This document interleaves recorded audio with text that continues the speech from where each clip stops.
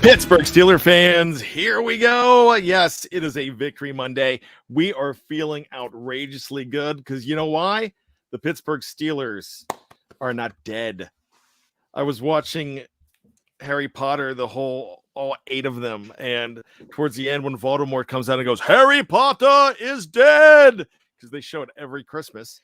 And I'm thinking, is that what the NFL was saying about the Pittsburgh Steelers back on October 31st, the day after the debacle in Philadelphia, Halloween? Yes, that's what they were saying. But the Pittsburgh Steelers are not dead, and it feels so good. It feels so right. This is the Hangover, and you know this is a very good hangover to have. Shannon White is here. Tony Defeo is here. My name is Bryan Anthony Davis. Make sure you check out BTSC for all of your favorite podcasts, wherever you download your favorite podcast. If it's Steelers, it is here. I hope you had a chance to check out a great episode of Let's Ride this morning. The post-game show last night with Dave Schofield and myself was very fun, and also had an episode of Bad Language. Tomorrow, you're going to have Jeffrey Benedict and another episode of The Cutting Room Floor, which is always a good film breakdown on audio, and another episode of The Fix with 2 very sad guys right now, Shannon and Tony, because you've got an Ohio State fan and you've got a Michigan fan in Andrew Wilbar and in the form of Jeremy Betts, and they're going to be a little upset about the fact that their team is not going to be playing next week in college football. But this isn't about college football. This is about the Pittsburgh Steelers. This is not about the draft. This is about a chance to go to the playoffs. Playoffs? Yes, playoffs, my friend. So let's do it. Shannon White, how are you this evening? I am wonderful. I watched the post-game show last night with you and Dave, and was just enjoyed it. Y'all did a great job, and you know, Dave even said, you know, man, he almost hit it, 16-12 prediction, and you praised him and everything, and I'm sitting there like, okay, who nailed the prediction? Yeah, somebody nailed the prediction, coming. And I didn't want to say it. I didn't want to toot my own horn, but I kept waiting, and it never happened. So I was like, well, that's disappointing. But what a game! I mean, what a learning experience for all these young guys. And the Kenny Pickett has the 4 C's. He's calm, cool, collected, and clutch. And that last one is huge. And he's the first rookie quarterback ever to have back-to-back game-winning touchdown drives in the last minute. So he's everything that we was hoping for. People can still hate him all they want. Whatever. He's got small hands but big balls. And as we've seen, Jeff shared that tweet today, and I love it. Because, that you can win if you got a clutch quarterback. You can win with an excellent roster around him, and that's what the Steelers are shooting for. Shannon, we gave you credit on Bad Language. We did not know that you hit it just right. We didn't know that it was 16-13. But I did say something on Bad Language that I'm sure Shannon will pat himself on the back. And so I patted you on the back before you got a chance to on Bad Language.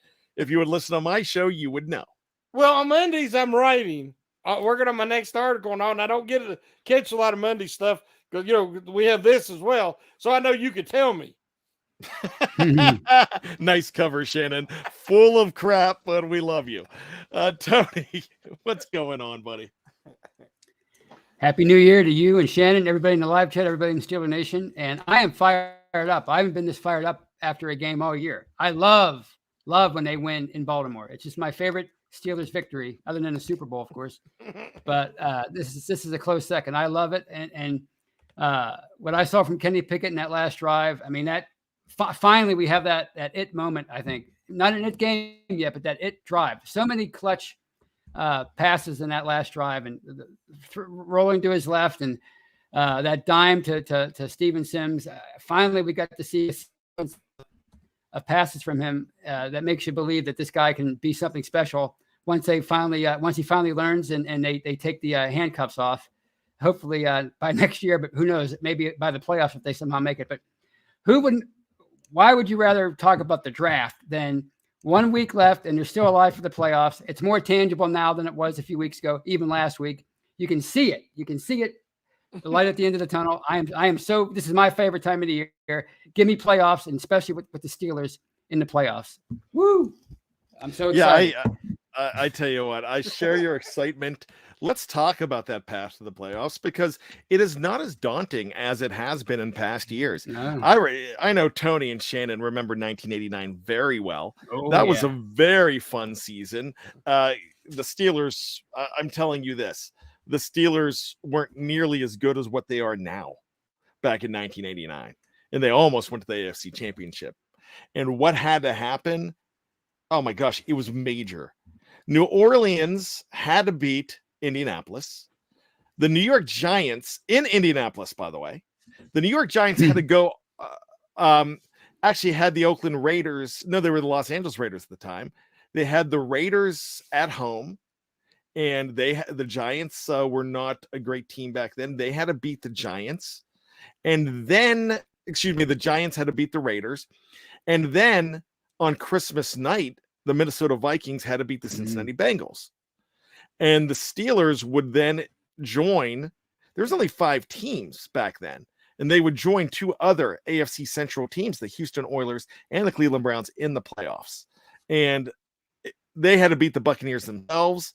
And Mother Nature helped out because the coldest ever game to that point in Tampa Bay, around 32 degrees, happened. And the Steelers were playing in Tampa, and Tampa didn't know what to do, and it felt so good as the Steelers won.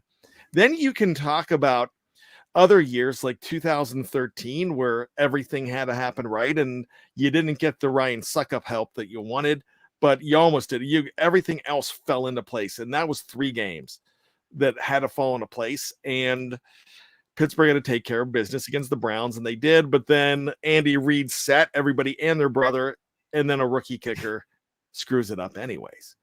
Then you have, I believe it might be 14 or 15. I'm not sure what year it was, but it very easily could have been 16. I'm not sure, but you had to have the Buffalo Bills go out and beat the Jets. And I'm not sure what year that was. And 15. That was 15? Okay. And then they got into the playoffs, and then they had that crazy game against Cincinnati, but that went right. Everything went right for the Steelers there. Then just last year, you had to have everything fall into place with I think they were a 1-win Jaguars team beating a Indianapolis team that was on the precipice of the playoff, and that happened. So now, what do you need to have happen? What you needed to have, you have to have stuff happen 2 weeks in a row. And the first week, it happened. Seattle went ahead and beat the Jets in Seattle, and they beat them handily. And then New England had to beat Miami. Now we've got to turn around and root for the Jets, who we were rooting against yesterday, and root against the Patriots, who we were rooting for yesterday. So we got to do a complete flip-flop there and hope it can happen.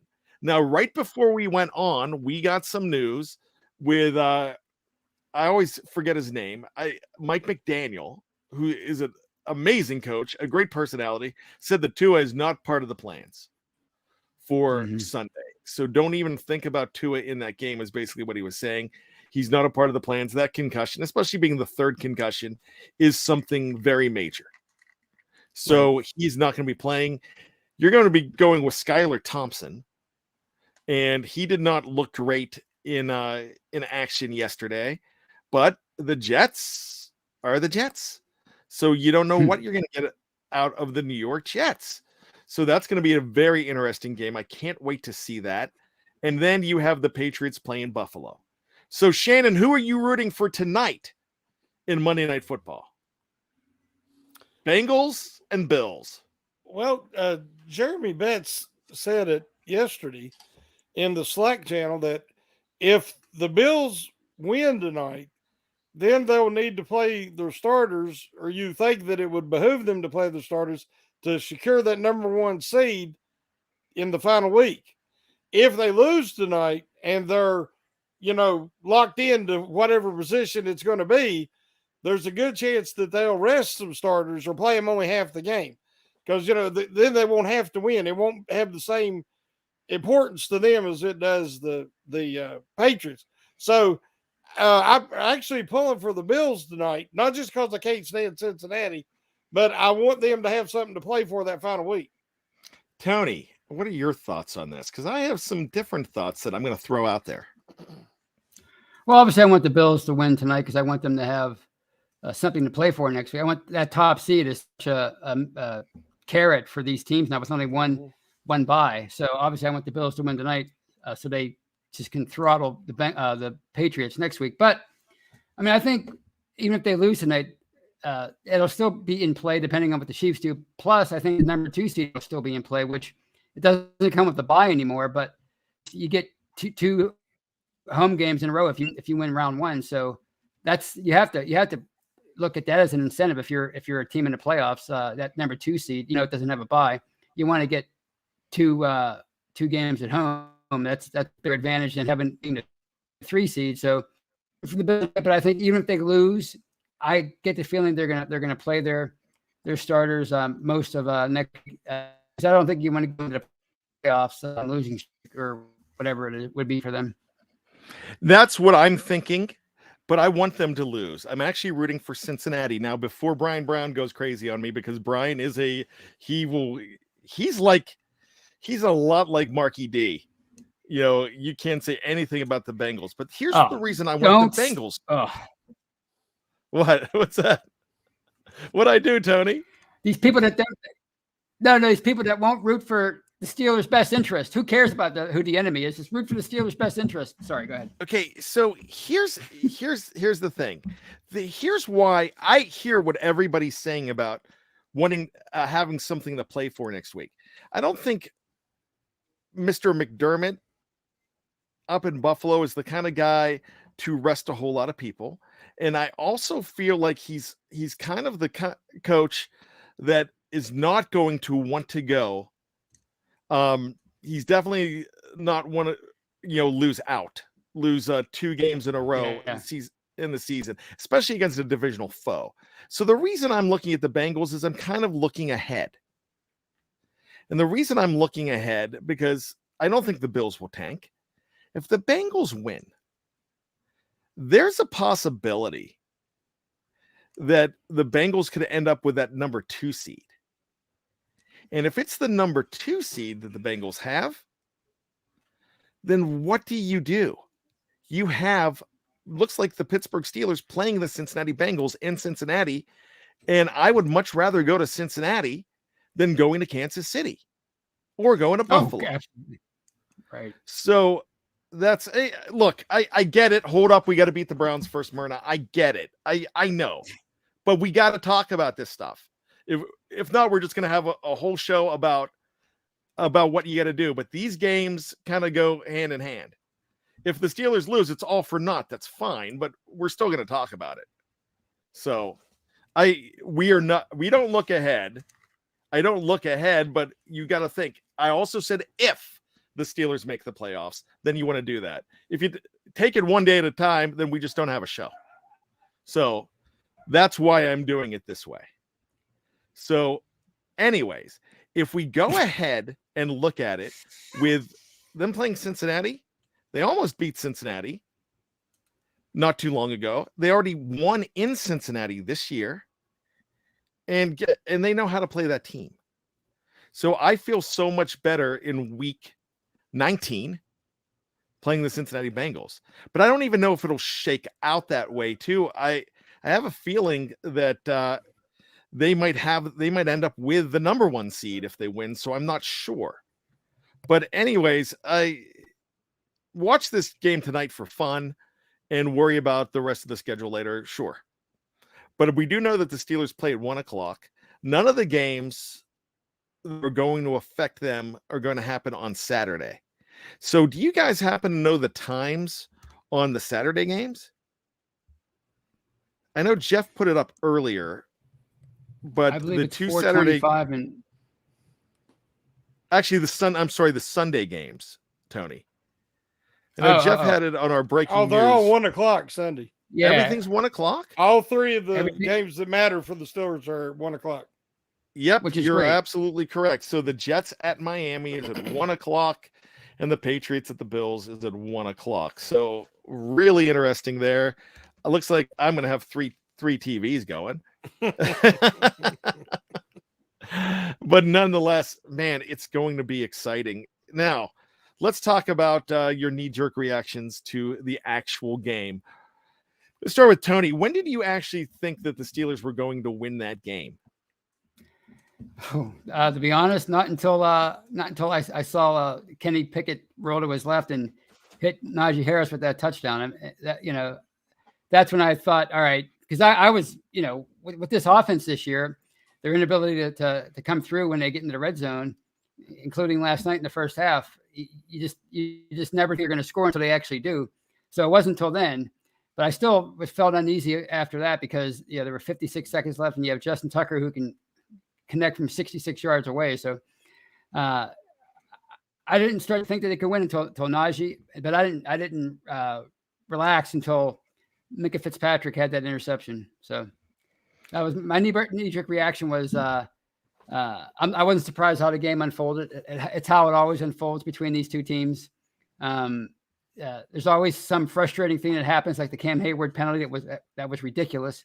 That if they lose, you look back on it and go, oh man, I can't believe they lost because of that. But thankfully that didn't factor in at the end because they found a way to come back and win.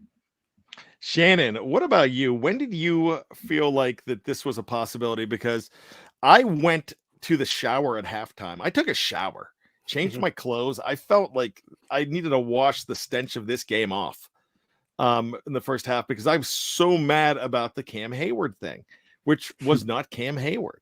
And I've got a theory about that I shared on Bad Language. I'm going to share with you guys in a moment. But Shannon, what about you?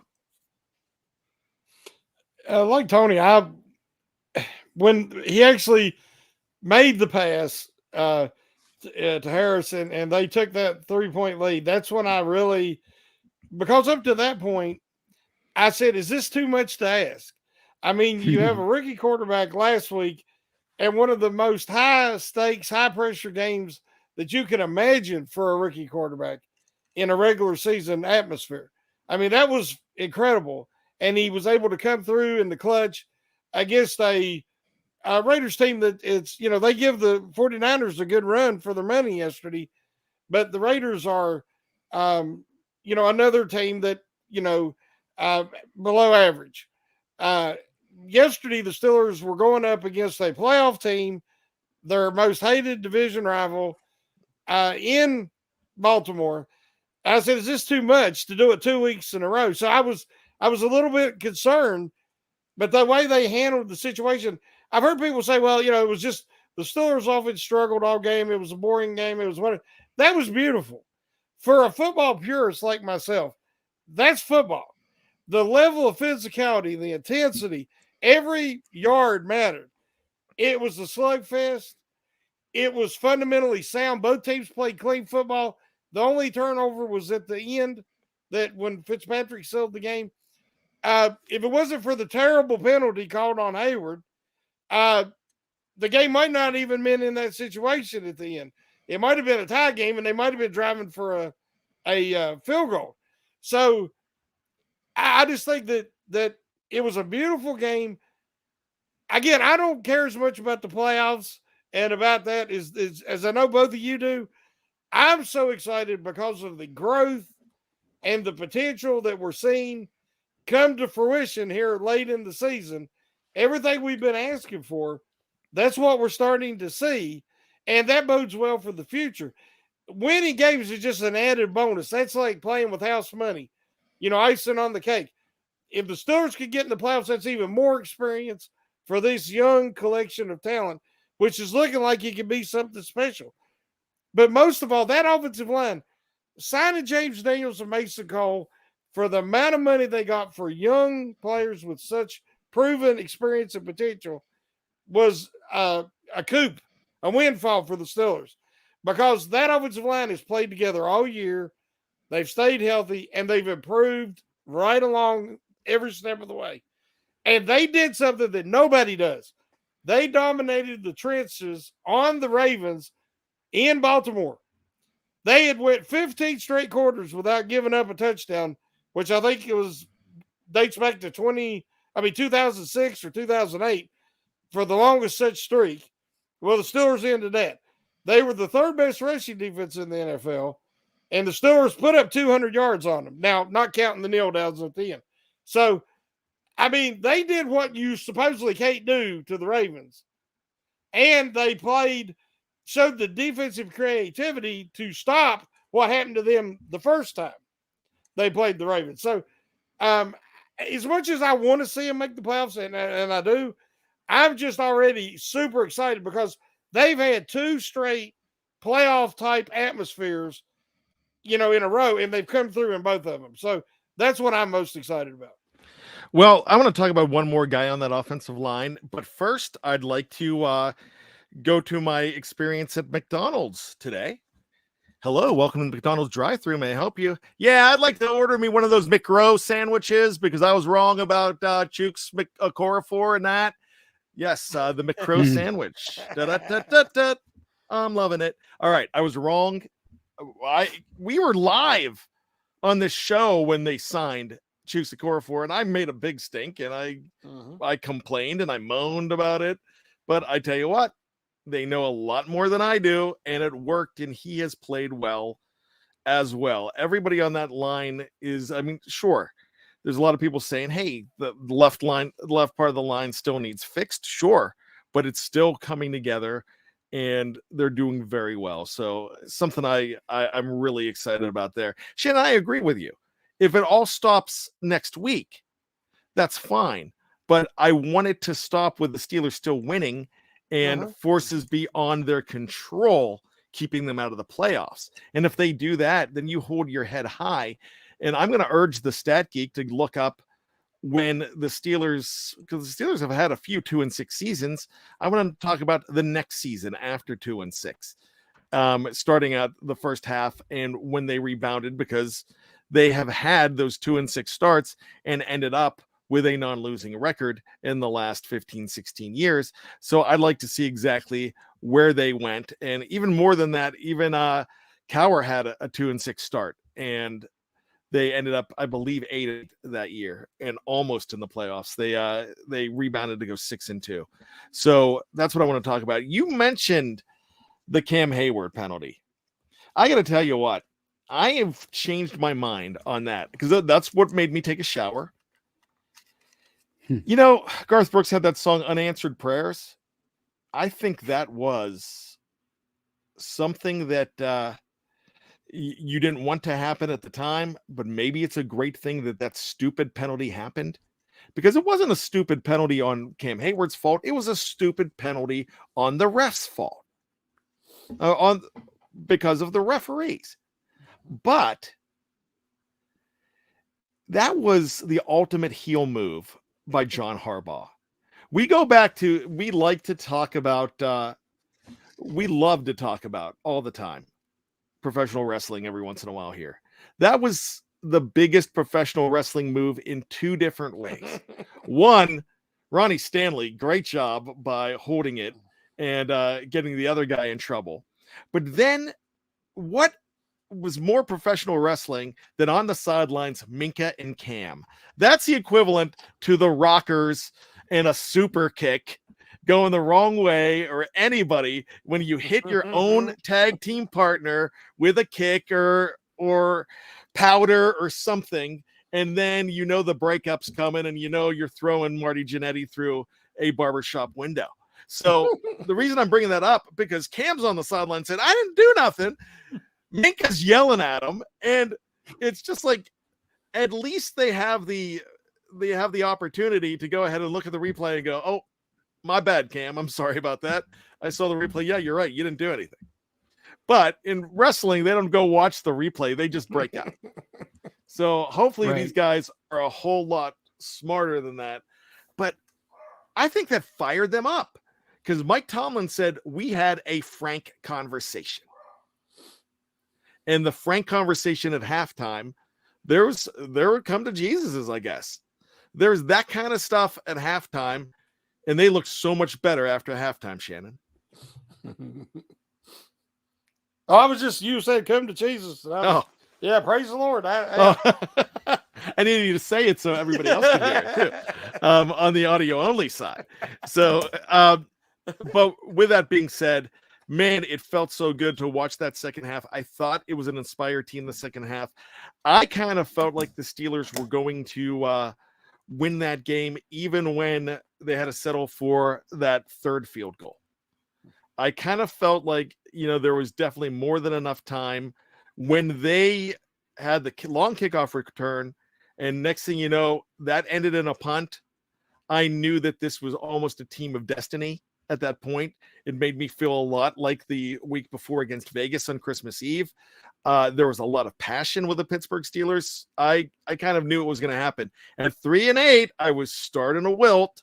On 3rd and 8, I was starting to feel like, oh no, this is not going to happen. But Kenny has the magic right now. Now we're calling him Big Ken instead of Big Ben because of 2 comebacks in a row.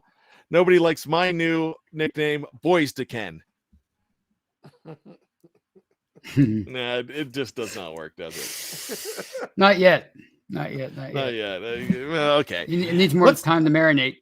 Yeah, well, I'll go with Big Ken. We'll go with Big Ken right now. That's pretty good. But he is definitely. I like Garrett Slingerland. Definitely loves Kenny Clutch. I like Kenny Clutch too. We've heard a lot about Ice Pickett. I like that. I tell you what, let's go ahead and take a break because I'm feeling good. We just need to pay a bill. We'll be back right after this on Behind the Steel Curtains, The Hangover. Welcome back to a Victory Monday. It is BTSC's The Hangover. That is a Myron Cope official terrible towel that Tony just held up. Happy birthday last week on the 27th. That looks almost like an original there, Tony. Yeah, my mom found it on the street many years ago, and she gave it to me, and I've had it for probably 25 years, maybe. Awesome. That looks like a really good one. Yeah, so can you imagine in 2025 the 50-year celebration of the terrible towel? I cannot wait for that. That is going to be a big deal. I might wear nothing but a terrible towel on this show. Nothing, no reaction from you guys? Nothing? I'll be here for it. I can't wait to see it. Andre Williams says Kenny comeback as well. I like Kenny comeback. I love the fact that this kid, Mike Tomlin uses his Tomlinisms all the time. He says them. He goes ahead and throws out there, that Kenny Pickett didn't blink. He doesn't run he runs to adversity, not from it. Yeah, he did. He really did. He had absolutely the way that you need to end a game. Was he perfect that entire game? Absolutely not. He wasn't. But when you look at the fact that you're playing the Baltimore Ravens, and what that defense, I think, is nastier and nastier because they just pick up every veteran, and that veteran does well when they come to the Baltimore defense. So, Kenny Pickett, all of a sudden, in a lot of fans' minds, is for real now. Do we need to, pump the brakes on that and wait until year number 2, or has Kenny officially arrived, Tony?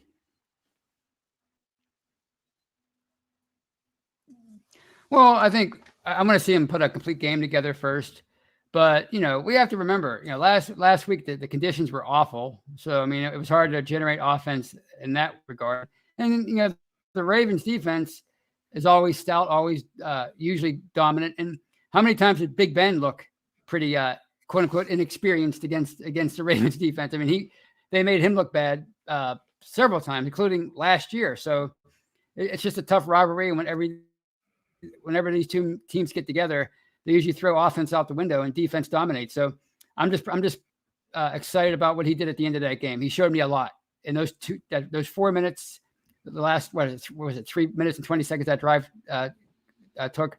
He showed me a lot with his poise and his accuracy and his ability to throw on a run, which, by the way, I think is elite already. So I'm willing to go there already with Kenny Pickett and say his ability to throw on a run is elite.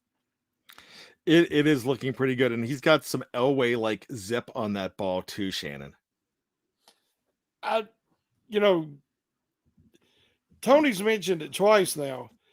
He had, I think, 3 or 4 passes rolling to his left that he threw the ball across his body, rolling, away from his throwing arm, very accurately and with a ton of zip, which is, Collinsworth said it.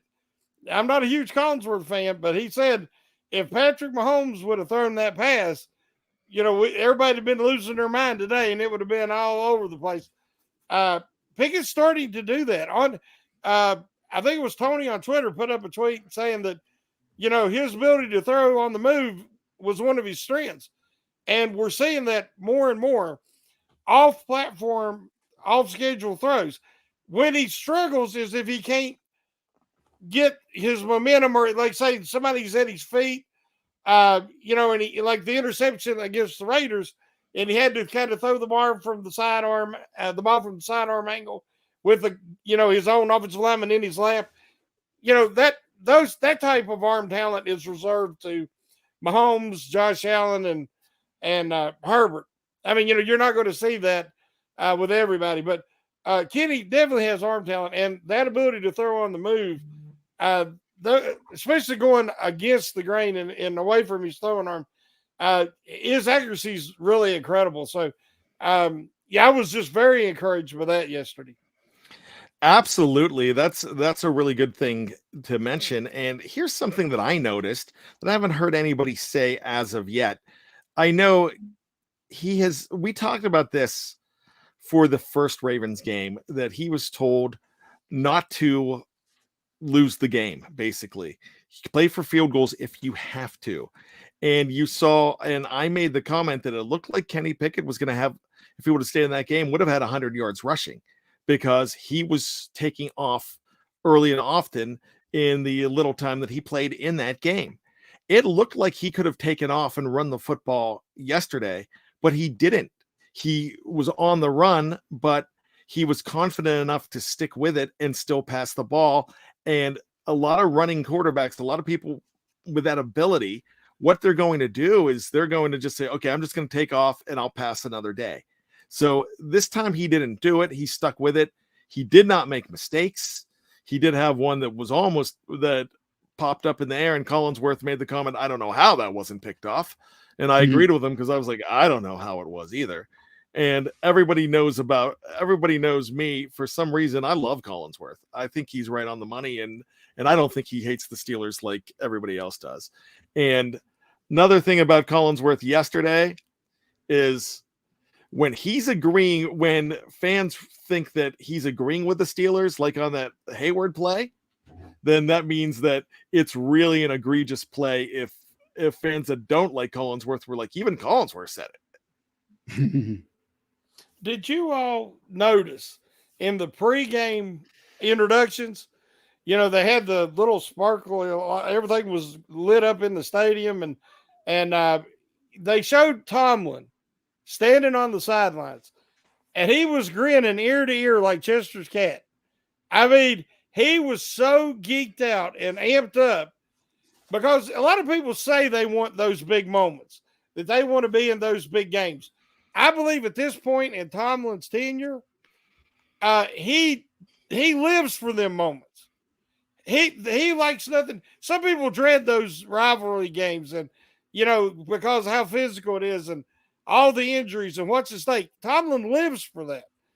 You see a different Mike Tomlin in those type of moments, in those big moments.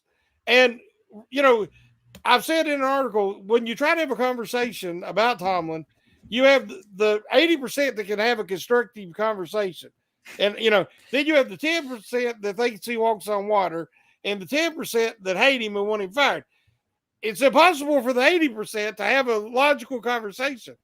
But regardless of where you fall, I mean, the man is an excellent gentleman, leader. He has done an incredible job with this team. The only thing I've said, and I still believe, is that he has to bear responsibilities for his coordinators because they were previous relationships, and and he had that final call in hiring these gentlemen. So, but I was so impressed with the how excited he was to play that game yesterday, and that kind of enthusiasm is contagious, and it permeated through the whole team. Tanner, let's elaborate more on this because I like what he's saying, what Shannon is saying about Tomlin before the game.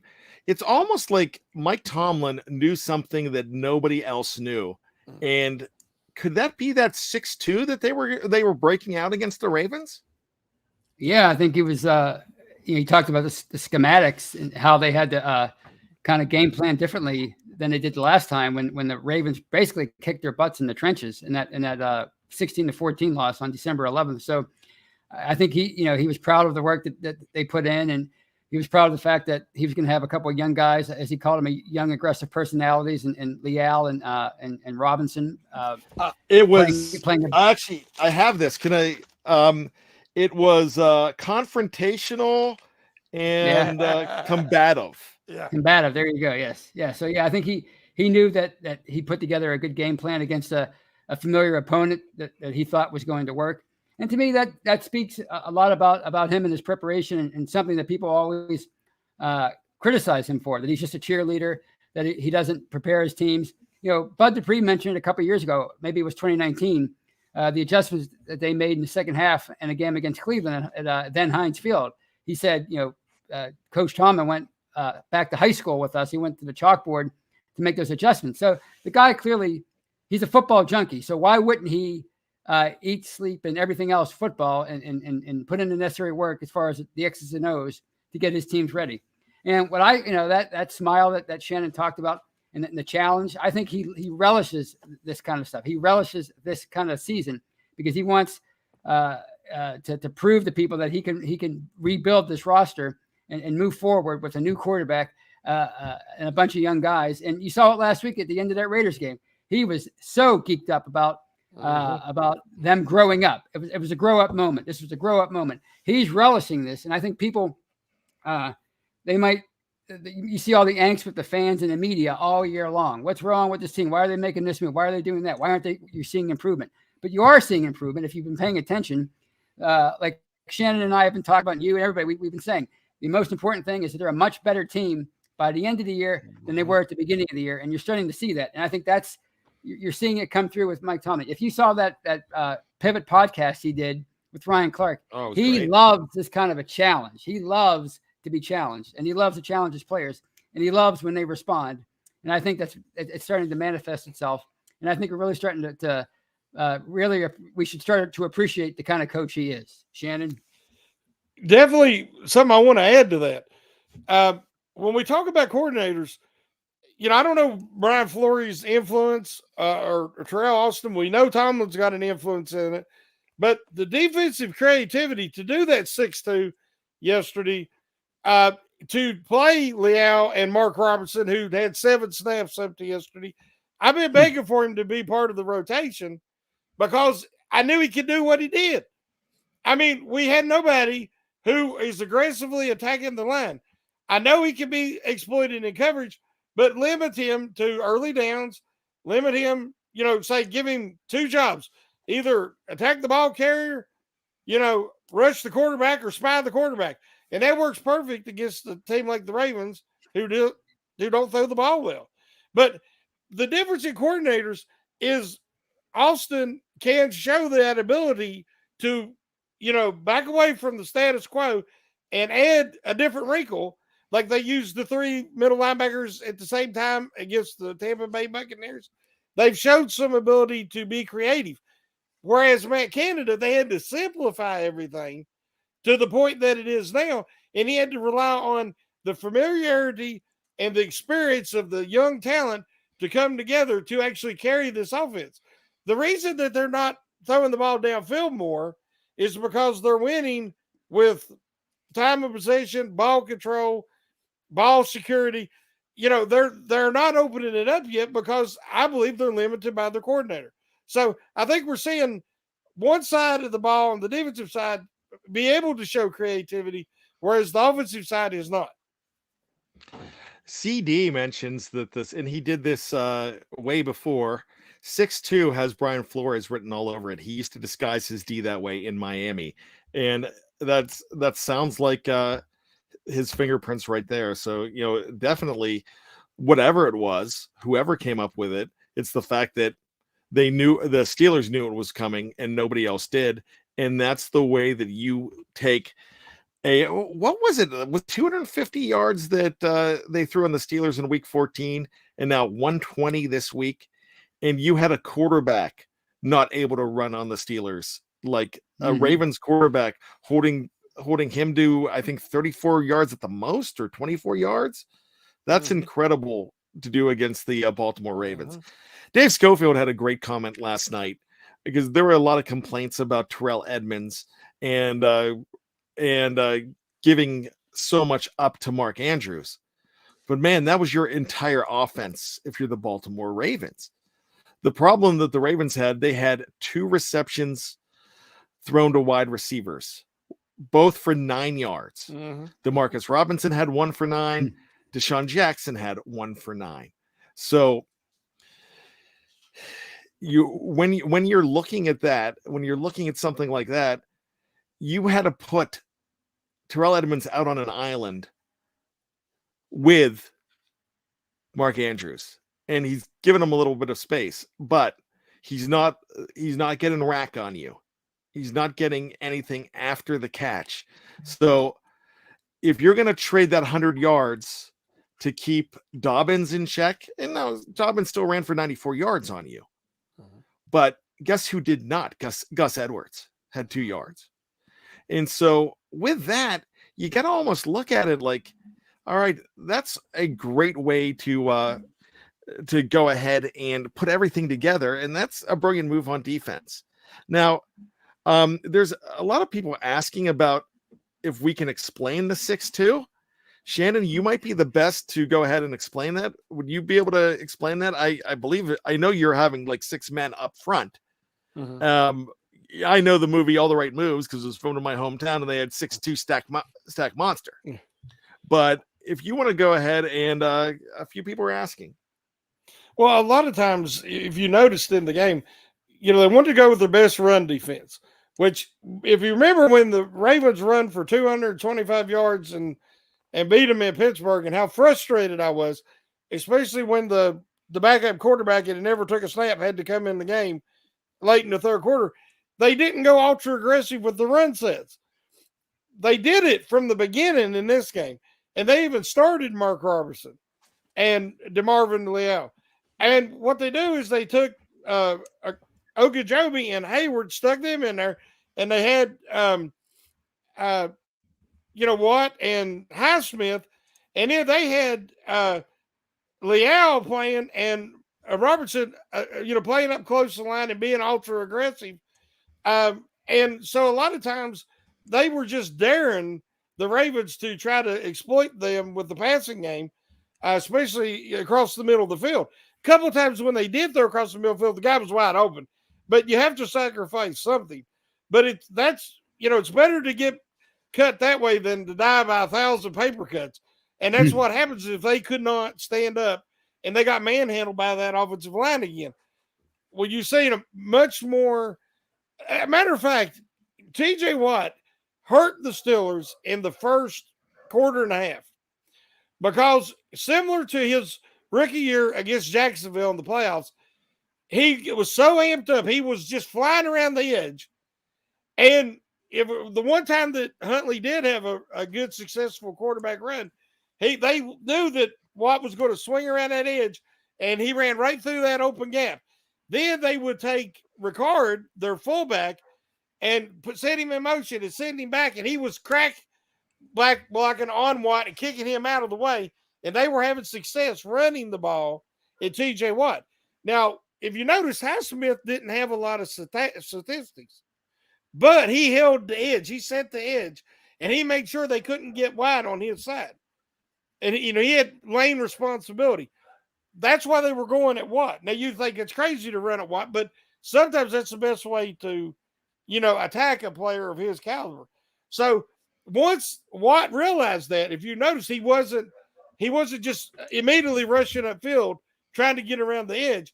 And that's, the rest of the game, the Ravens' success was limited running the ball. So I was so impressed the way they did it. I was expecting more run blitzes, but they didn't have to run blitz by going with that 6-2. One last thing that I want to talk about in this game, and we cannot deny Najee Harris has arrived as well. We've been talking so much about the arrival of Kenny Pickett. Finally, Najee Harris, he was a GOAT, and I'm not talking greatest of all time. I'm talking about GOAT from like the 80s and 90s when it wasn't a good thing, hero or GOAT. And he was considered a GOAT, and he was considered, everybody at the middle of the season before the bye when they were complaining about him just dancing. And it was starting to get frustrating, but he's gotten healthy and he's come into his own. He's a leader in that team. And Jennifer Prusser just brought this up, and we haven't been talking about this much at all, but moving Kenny Pickett in the open hole during the quarterback sneak really was fantastic. Man, he pushed him. That's a leader, guys. That is a leader. Right. Tom Pickett. He practically picked him up and carried him. I mean, that was a fantastic move by him. And yeah, you mentioned it, Brian, the health issue with him earlier in the year. I don't think people were taking that as seriously as they should have, because it was, it started in training camp with the Liz Frank, and we think, all right, a couple of weeks they should be okay, but these things linger, and I'm pretty sure if he could have run hard and hit the hole over those first 6 or 8 games, he would have. But I don't think it's a coincidence that it suddenly started to happen for him after the bye. Once he had a couple extra weeks to heal and get that foot just right. And what you're seeing over these last 7 games, that's the guy that they drafted in the first round. That's that player. He's a leader. He's hard-nosed. It looks like after last night, he finally appreciates that rivalry with the Ravens. He probably craves something like that after all those battles he had in the SEC. So I'm really, really excited about him, and I'm looking forward to him being a bell cow running back for them for many years to come. Now, I want to go ahead, and before I throw it to Shannon, I don't want him to be a bell cow running back. No cowbell. No, because of this. Because of the 1-2 punch of Najee Harris and Warren. And I think, Shannon, what makes him even more of a leader is the fact that he's accepting the inclusion and understands the existence of Jaylen Warren keeps him more fresh. Oh, definitely. He realizes last night was the first time, and Tony mentioned it, in my opinion, that we've seen the real reason why the Steelers selected Najee Harris with that first pick last year. Because that's the first time I could actually say that he ran behind an offensive line that was above average in the NFL. Their performance last night was an above average performance for an offensive line. I do not remember the last time I could say that. So we've said all along, if the offensive line can at least be average, Najee Harris is going to look totally different. And we've seen that last night. I mean, he wasn't hurdling people. He was just leaping over little small, hurdles over guys inside in the interior and keeping that momentum and just plowing through. He looked fresh. He bounced outside one time and showed the burst to get around the end. Something that, like Tony said earlier in the year, with the foot injury, I don't think he would have been able to do. So I think he's getting a little bit of that burst back that he was missing early in the year. But Jaylen Warren is the perfect complementary back because you've got Harris, who's big and strong and a power back. And then you've got Warren, who he uses his lack of height to his advantage. When he gets behind those linemen and looking for a hole, a lot of times they lose sight of him. The defense does. And then he accelerates so aggressively into the hole. He's just been a diamond in the rough. my wife, every time she goes, "Oh, Mighty Mouse is in there. Mighty Mouse is in there." I like that. Because we started calling him Monster Hamster, but I like the Mighty Mouse. I really do. It fits him. And when he made that nice catch where he had to jump up in there and catch it, when Pickett was rolling to his left again and threw it, she said, "Well, Mighty Mouse did wear a cape, didn't he? He can fly." So Warren has showed that he's got an all-around game, and he'll definitely lay a lick on you pass blocking. So, yeah, I'm very excited about that tandem for the future. Somebody mentioned before that they'd love to watch a game with Shannon White. Man, I'd rather watch it with his wife. It sounds like she has more football acumen. I do have to clarify something. I kind of contradicted what Tony said about the bell cow running back, but Tony is right, because you're still going to have Najee Harris carrying most of the load, but if you can get it to be 70 or 65 to 30 to 35, then it's not the bell cow that is going 90 to 95, and you can still have that lead back. And Najee's definitely the lead back, but if you have something like that and have someone you can rely on, that's absolutely fantastic. Tate Boy says this: not only great players, but our young core on offense have great IQ. 22, 8, 88, 44. They definitely have great football IQ. And make sure you're checking out my good friend Kevin Tate on We Run the North. That is an awesome show. That if you're missing it, then you're missing great barbershop conversation, like they like to call it. It's absolutely fantastic. You'll be hearing that in the off season as well. So, gentlemen, we're excited about a lot of things. This Pittsburgh Steelers live to fight another day. All I care about is how they fight against the Cleveland Browns. That matters the most, but I'm still going to be watching the heck out of those other games. And with what is coming up, with the fact that the Buffalo Bills are still the Buffalo Bills taking on the Patriots, and with the fact that Miami is depleted and decimated, we can actually look at this as, wow, there is a huge chance that the Pittsburgh Steelers pull this miracle off. So we are going to be watching. We're going to be talking about it all week long here at Behind the Steel Curtain. Make sure you check out Shannon White on Wednesday night, as they're talking to somebody from the Browns. I'm not sure yet who yet. Tony, Shannon, get on that. Tony, make sure you check him out on Friday nights as well.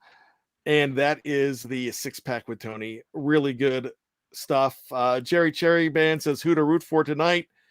Whoever you think is going to whatever scenario you think fits the Steelers best. Some of us think that it's Buffalo. Some of us think it's Cincinnati. I think most of us think it's Buffalo. I think it's Cincinnati, but I'm usually in that 1%. So with that being said, it's time to get on out of here. Any final thoughts, Tony Defeo? Mike Tomlin, 16 years. He's had 1 week where his team was out of the playoffs at kickoff time, and that was 2 years ago. So that's all I have to say about that. Go Steelers. I have a pretty good feeling they're gonna make the playoffs. Shannon White. During training camp, training camp sensations, before the training camp started, was Jaylen Warren on offense and Mark Robinson on defense. And we're seeing that. They both have a bright future in Pittsburgh. Very excited about that, because you got a 7th round draft pick and an undrafted guy. And when you can hit on those guys, that's how you build championship teams. And don't forget about guys like Steven Sims as well, who is playing his heart out. And I think he brings a better opportunity to the Steelers than what Ray McCloud did last couple of years. Definitely. So I'm really excited to see him in the game plan. And a guy that we were railing on a whole lot because of some mistakes in week 2 and week 4. But I really like what Gunnar O is doing for this offense as well, and for special teams in different situations.